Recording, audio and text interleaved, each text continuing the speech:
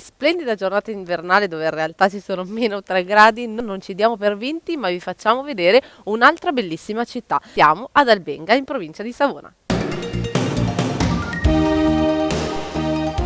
Se venite ad Albenga, visitate il suo centro storico che è davvero molto caratteristico e all'interno proprio del centro storico potete vedere il simbolo di questa città, le torri.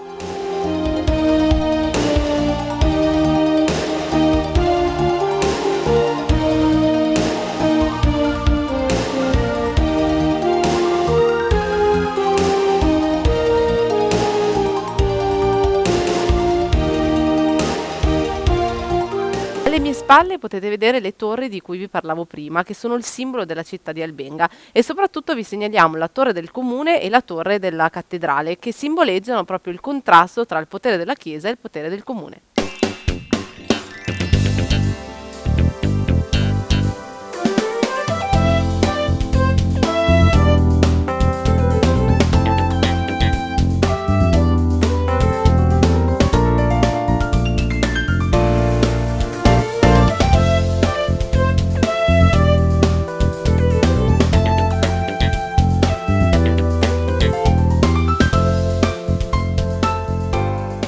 Il nome di Albenga ha una derivazione sicuramente latina e sembra significhi proprio città degli Ingauni, quindi città della popolazione dei Liguri.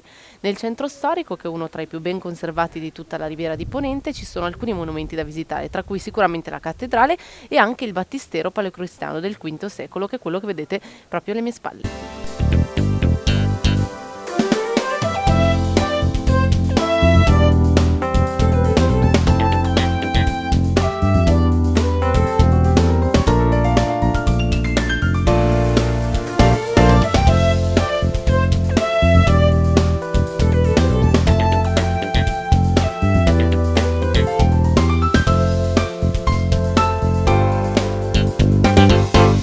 E con la cattedrale di Albenga alle spalle e il sole che finalmente ci è venuto a scaldare un po', vi diamo appuntamento alla prossima puntata e chiudiamo questa dei nostri 3 minuti di...